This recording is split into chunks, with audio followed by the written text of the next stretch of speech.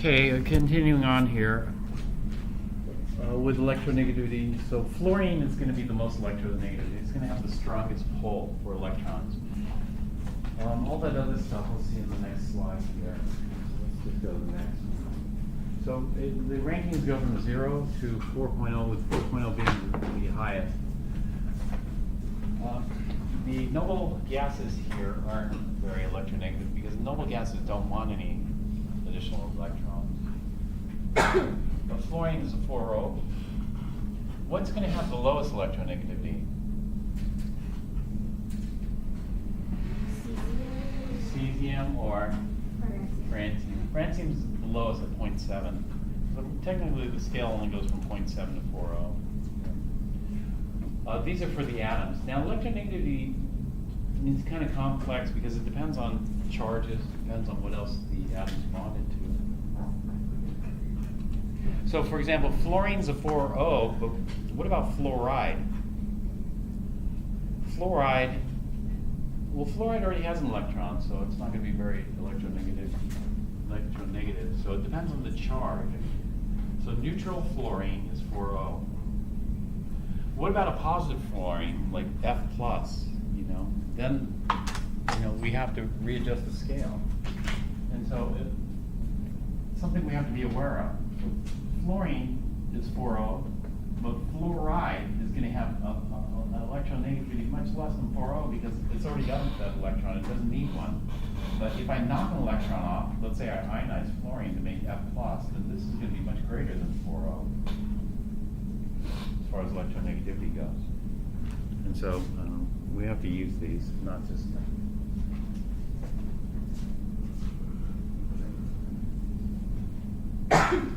well, when we set up a tug of war, it depends, the type of bonds. Is it going to be ionic? The ionic is the most polar bond. This is what we call polarity.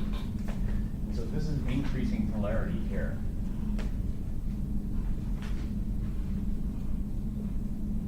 Ionic bonds are the most polar because we have polar is this. Like the North Pole and the South Pole, North Pole, South Pole.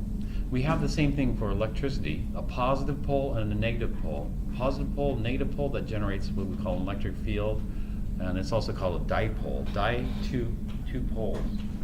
And so when we're looking at a dipole, this is a dipole too, because we have a positive pole and a negative pole, a positive end and a negative end. And so this would be the most polar. This one's going to be less polar here, because we don't have a full negative, we have a partial negative. These are called partial deltas or partial negative charge, partial positive charge. This is nonpolar because there's no charge. The electron cloud's symmetrically distributed.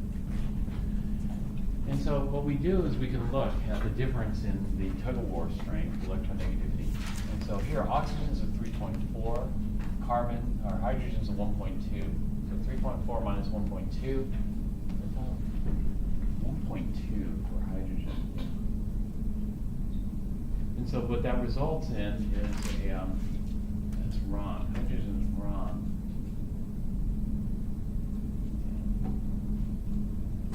Do you see that? There's a typo here.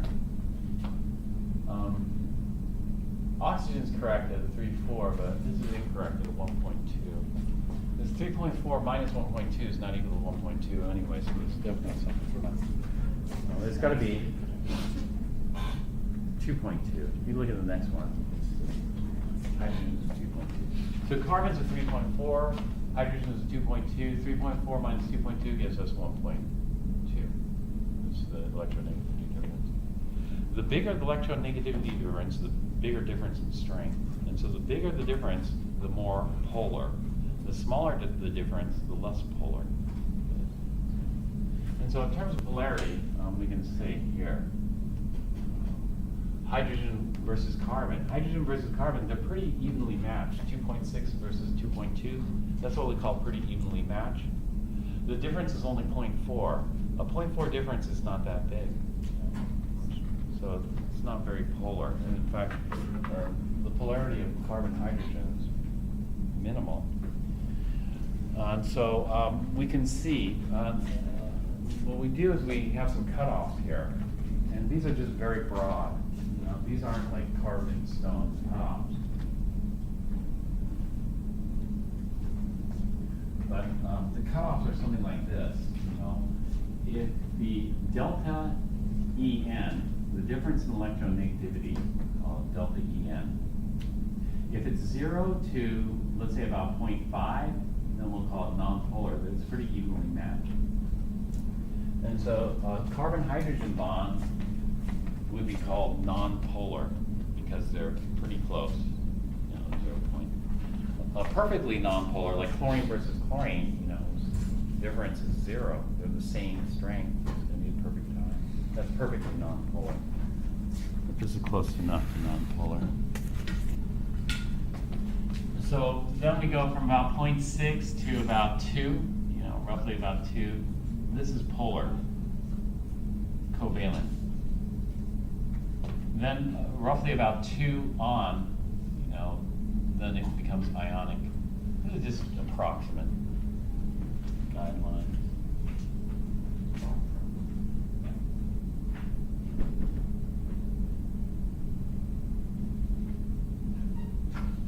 So let's do some more examples of this delta En. Sodium and chlorine. What's the delta En for that? So sodium is a 0.9. Chlorine is a 3.2. So 3.2 minus 0.9 gives us 2.3. 2.3 should be ionic. Uh-huh. 0.9. Yeah. I read them off the table. It's hard to see. Do you see the 0.9 underneath the sodium? So the number below these are sodium and chlorine. Let's do, let's see, zinc and chlorine. Zinc is 1.7, chlorine is 3.2, so the difference is 1.5. 1.5, zinc chloride should be ionic. So, yeah, zinc chloride should be ionic. So maybe this is too high. You know, we need to adjust it a little bit. And so if I were to adjust it a little bit, you know, maybe need like 1.5. You know, approximately 2. Let's say approximately 1.5 would be greater than approximately 1.5. But, you know, it's hard to say because the factors, there are other quantum mechanical factors that come into play when we're looking at ionic versus covalent. And so the factors that come into play are how the orbitals interact and whatnot. And so, for example, lead and chlorine, lead-2 chloride is ionic, but lead-4 chloride is covalent. You're thinking it's lead and chlorine, so it's actually more complex than this. And so this is why when we come up with some kind of general scheme like this, you know, these are very rough, approximate. You know, it could be off. This is what we call a law. This would be more of a kind of a general set of guidelines or rules. Well, now we're going to shift gears and go back to covalent bonds. When we look at covalent bonds, you know, just like lattices vary, we have different covalent bonds. We have the single bond, the double bond, and the triple bond. So, for example, oxygen. Look at oxygen and nitrogen. Oxygen versus oxygen. Oxygen versus oxygen, you know, they're equal in strength. Delta En is going to be 0. However, oxygen only has 6 valence electrons. How many valence electrons does it want? Oxygen wants 8 valence electrons to get the octet. Well, if it has 6, it's going to try to take 2. It'll try to take 2 from this one. And the same thing, the other oxygen will try to take 2. Will either oxygen be successful in taking the electron? No. So what's going to end up happening is they're going to share. But in this case, they're going to share 2 each. And so a total of 4 electrons will be shared. These 4 electrons are constitute a double bond. We call a double bond. the oxygen-oxygen double bond here. Now nitrogen has 5 valence electrons. Yeah. And so if we take 2 nitrogens and put them together, what results is this.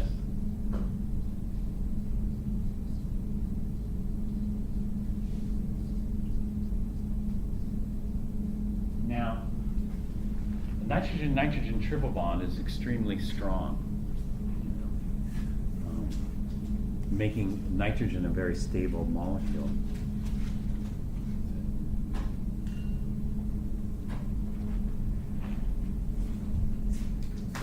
The nitrogen in this air is pretty unreactive. It's hard to break the bond.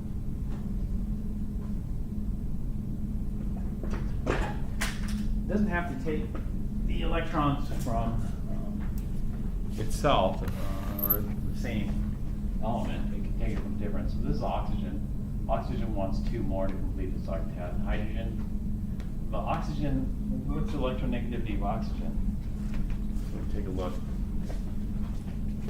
The electronegativity of oxygen. So 3.4. Hydrogen is a 2.2. So 3.4 minus 2.2 gives us a 1.2 delta En. But 1.2 would throw it into the polar covalent category. And so it's not going to form an ionic lattice. We expect it to form a molecule or a covalent lattice. In this case, it forms a molecule. The molecule is quantic. Same thing with nitrogen. Nitrogen is more electronegative or less electronegative than oxygen?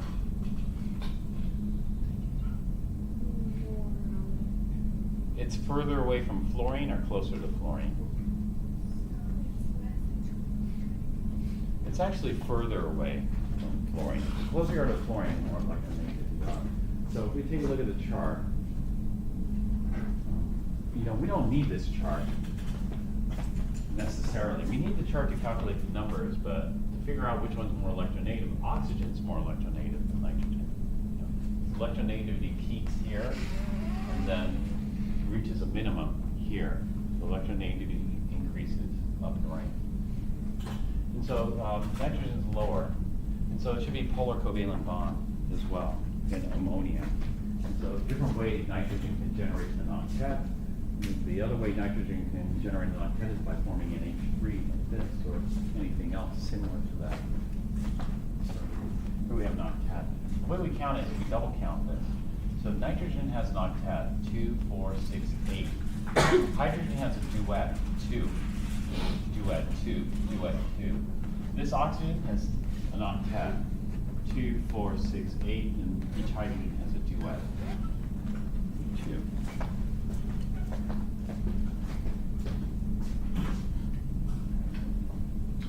Sometimes we don't get that octet in certain species.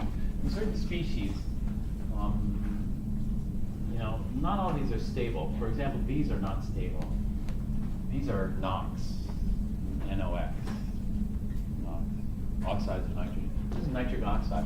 If we look at nitric oxide, does this nitrogen, there's a double bond here, but does this nitrogen have an octet?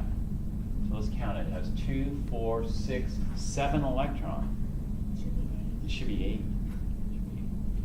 This oxygen, does it have an octet? Yes, it does. 2, 4, 6, 8. That oxygen is fine, but the nitrogen is unhappy. That makes this an unhappy molecule. This is an unhappy molecule because it needs one more electron. And we call this one's a strange one because there's no charge. It's a neutral. And we call this a free radical. Free radicals have what we call dangling electrons. This would like to do something. This is nitrogen monoxide. Nitrogen dioxide is also an unhappy molecule. Nitrogen dioxide is also a free radical. Do you see it's a free radical? If somebody doesn't have an octet, which somebody has an odd number. Whenever you have an odd number of electrons, that's called a free radical. Because one of the electrons are going to be alone like that. So how many electrons does this nitrogen have in its? It have 7. 2, 4, 6, 7. So one shot of an octet. Does this oxygen have an octet? Yes. 2, 4, 6, 8. Does this oxygen have an octet? Yeah. 2, 4, 6, 8. So everybody's happy except that nitrogen.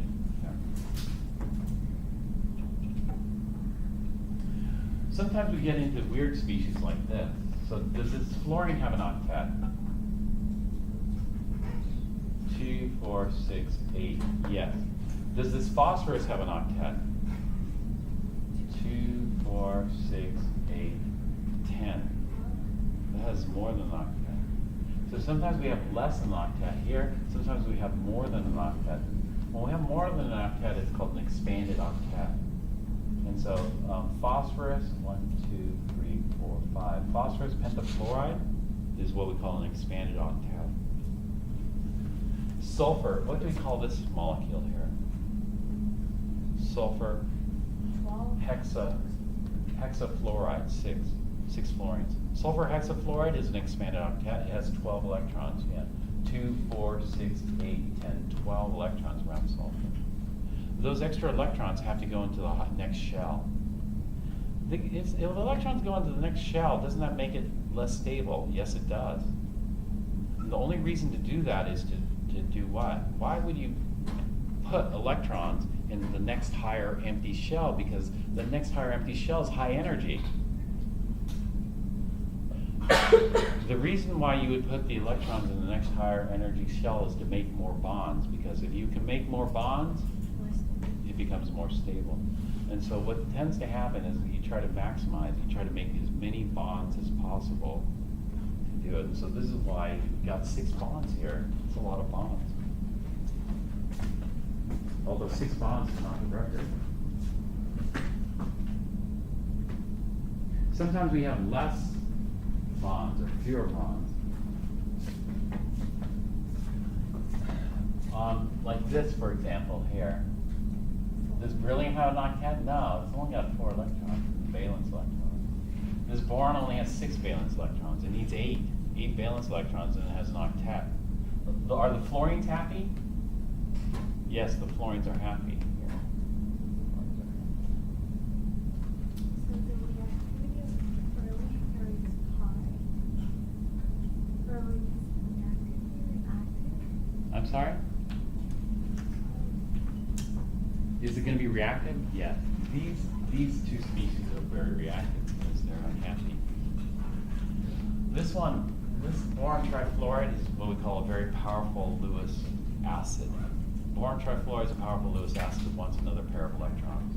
So it's going to take another pair of electrons. Lewis bases are electrons right down there. Boron trifluoride. Those aren't that happy. Sometimes we'll see molecules like that. We have another type of bond. Those are covalent bonds, some variety of covalent bonds. We also have metallic bonds. So we have ionic bonds, covalent bonds. In covalent bonds, we have the polar and the nonpolar. The metallic bonds are a little different. Metallic bonds are the attractive force between, it's not really positively charged ions. So metals don't consist of ions, but we can kind of think of it as ions. This is just one way of visualizing what's happening. Those ions, like the anion, there's no anion. This is the cation. The anion would just be the electron. So it's not really cation-anion type deal here. These electrons in metallic bonds are what we call delocalized. Delocalized means they're spread apart. Alloys are physical mixtures. But we'll talk about that later. Okay, alloys shouldn't even be on this slide. So this is one way of visualizing what metal is. A metal is, we have like kind of the nucleus here, and the electrons are localized. Electrons can spread out over the entire metal crystal. And so the positives are anchors. They call this electron C model. So if you think of the positive as pure pilings, and the electrons as the ocean, then the ocean can flow anywhere around the pure pilings. The pure pilings are stuck in static position. That's what we call delocalized. So the ocean water would be delocalized around the pure piling. This is the same thing here. This would be sodium, this would be magnesium. Sodium metal has electrons. These electrons can be oxidized to form sodium ion. So we take the electron and form sodium ion. Magnesium metal has electrons. Those electrons can be oxidized. When we take the electrons, we're left with magnesium 2+. This is magnesium metal. It's the electron C or delocalized electron model for metals. Metals are highly malleable and ductile. Metals are highly malleable and ductile because we can distort the positions of these. To move these a little bit one way or the other. The electron C is what's holding everything together.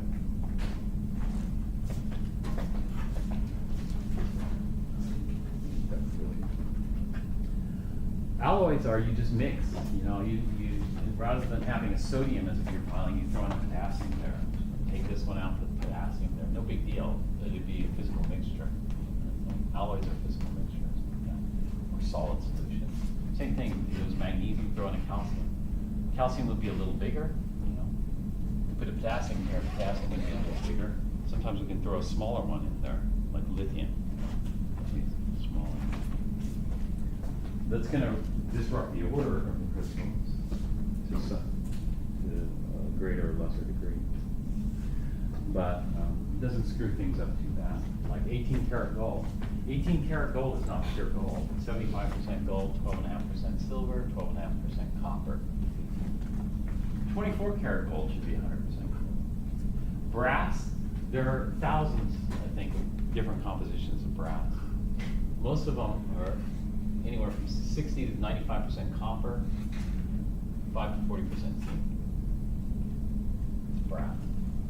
Bronze, 90% copper, 10% tin. Carbon steel, it's pretty much iron with some carbon in there. And there are a whole bunch of alloys, steel alloys, stainless steel, etc. Monel. Here's stainless steel. Stainless steel is 70% iron, chromium, nickel, and some other elements. Stainless steel is much more resistant to attack by oxidizers. Pewter is easy to attack oxidizers, 91% tin. Sterling silver, 92.5% silver, 7.5% copper. So those are just throwing in other atoms into lattice. This is metal lattice here. This is chapter 12.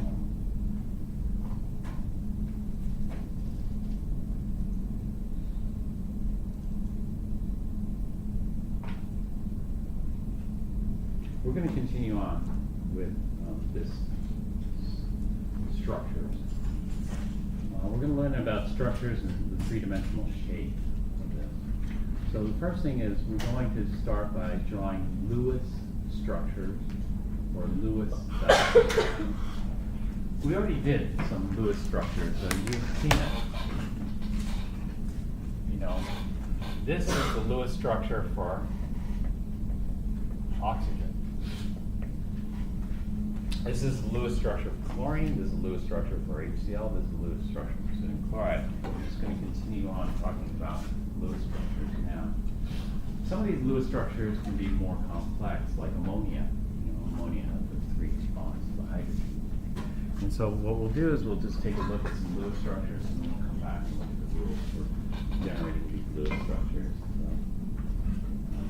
So, let's take a look at some Lewis structures first here online. Images of Lewis structures.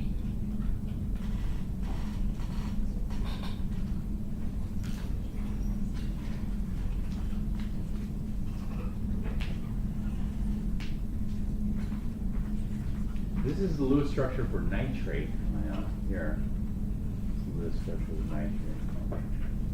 These are Lewis, not structures. We call these Lewis symbols. AKA Lewis, what's the title of this one? Lewis dot structure. I guess Lewis structure. This is Lewis structure. The only difference is rather than showing the bond as a line, they're showing the bond as a bonding pair. This is called PCl3. Phosphorus trichloride Lewis structure. This is a technique for drawing Lewis structures for ClO3 minus. What's ClO3 minus called? Or no, this is not. This is COCl2. You don't need to know what COCl2 is called. These are Lewis symbols. These are different Lewis structures here. See different shapes. You see different bonding arrangements here. This is double bond, carbon oxygen double bond. Hey, this is a carbon nitrogen. Did you know that? This is a carbon nitrogen triple bond. You see 3 lines, triple bond. This is a carbon chlorine single bond. You see the lone pairs? They're using diamonds here. 3 lone pairs, 4 lone pairs. Then no lone pairs on the carbon here. This one is phosphorus tribromide. It's all single bond. Here, this is an interesting molecule. This forms actually a ring. We see rings. Rings are actually quite common. This is called a 6-membered ring. 1, 2, 3, 4, 5, 6. There's double bonds. You know what this is. What is this? This is carbon dioxide. There's 2 carbon oxygen double bonds. That's because carbon has 4 electrons. Each oxygen wants 2. So this oxygen is going to try to take 2. At least 2 left on carbon. This oxygen tries to take 2, and they end up sharing because the electronegativity of oxygen is 3.4. Carbon is like a 2.4 or so, 2.5, depending on what table you look at. So it's polar covalent. Carbon hydrogens is pretty non-polar. These are pretty polar. This would be polar covalent. This would be polar covalent, non-polar, non-polar. It's all covalent bonds. Polarity varies depending on what the electronegativity is. Let's take a look at some more Lewis structures. There's some simpler Lewis structures here. You can see water has a single bond, ethylene has a double bond, acetylene has a triple bond. It's fun looking molecules. Take a look at some more here. Lewis structure. So how do we draw these? At least the more complicated one. There are different ways to draw these out. And we can do it in a lot of different ways. To do it. One way to do it is by looking at the Lewis symbols and then just putting together things like we did here.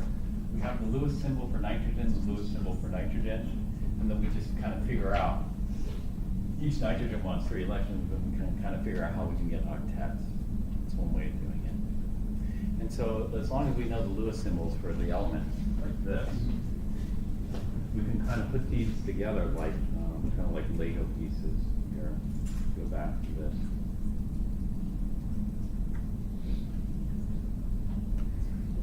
Like this.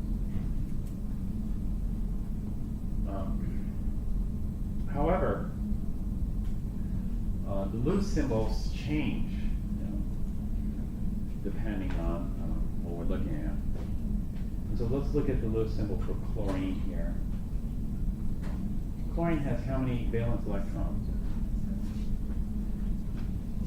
Chlorine has 7 valence electrons. 2, 4, 6, 7. It wants 8, of course.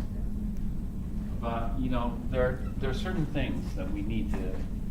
We could do Lewis symbols for everything, except sometimes there's a charge associated with the structure. And if there's a charge associated with the structure, then we have to remove electrons or add electrons to it. So chloride would have 8. Chlorine with a positive charge. Have you seen a chlorine with a positive charge before? Well, actually, you have, but maybe you haven't either. This is called what? What's this ion called? Hypochlorite. Okay, if oxygen is -2, what does that make chlorine? Chlorine's +1. Now, what do we do with the Lewis structure for these? What do we do with the Lewis structures, and how do we put it together? Because if oxygen is -2, then that means it already has that octet. And then chlorine's +1, so how many electrons would it have? It wouldn't have 7, it would have 6. And so how do we put something like this together? You know, because the number of Lewis dots depends on the charge, and electronegativity depends on the charge.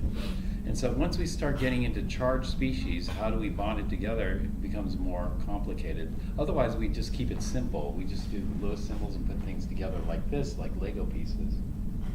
So instead of doing that, we're going to come up with just a general scheme of this. And the general scheme is going to look like this.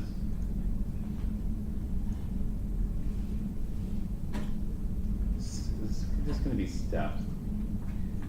So let's just briefly go over the steps, and then the easiest way to learn the steps is just to do it. So, step 1, count the total number of valence electrons.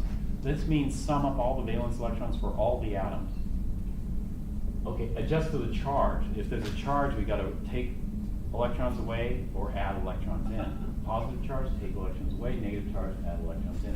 Place the least electronegative atom in the center. Draw the tentative diagram. Join atoms by single bonds and add unshared pairs with complete octets around the peripheral. Yeah. Except hydrogen. Hydrogen should already have a duet. Sorry. Go ahead, Sheila. This is in your book. This is the same. Step 4, calculate the number of valence electrons in the tentative and compare it to the actual.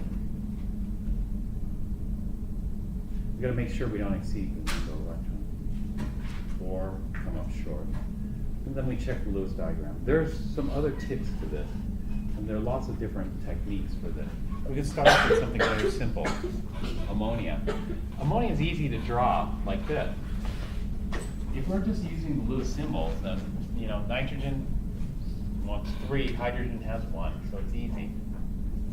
You can see how it's put together like this. So it would be quicker just to do it this way. Okay? But we're going to follow the long set of rules here. And we're going to do it like this. NH3. Nitrogen has how many valence electrons? 5. Hydrogen? 1. But we have how many hydrogens? 3. So we'll have to multiply that by 3. And then there's 0 charge. 0 charge means we don't do any addition or subtraction of electrons. So altogether we have 8 electrons. And then we draw the least electronegative atom in the center. What's the least electronegative atom? Hydrogen or nitrogen? Well, which one's closer to fluorine? Hydrogen or nitrogen? Hydrogen in terms of electronegativity, let me tell you where it belongs. Hydrogen in terms of electronegativity belongs between carbon and boron. So let me just show you the previous slide here.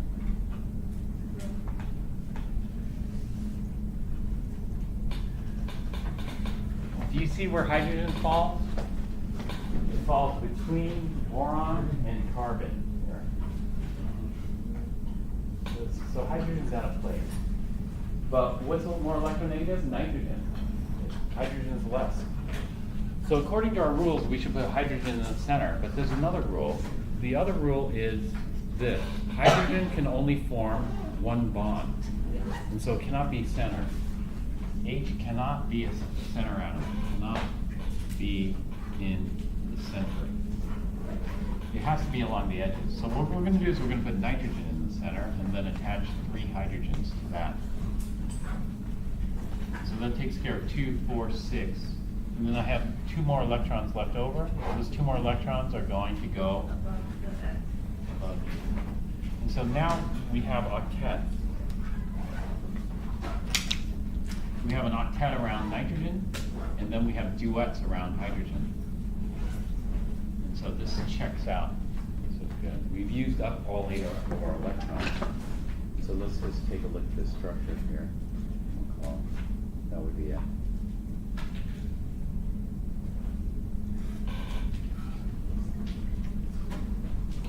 So that's the structure for ammonia. Eventually we're going to look at the shape of that. Now this is getting more complex because this has a charge, but we're out of time, so we'll stop here.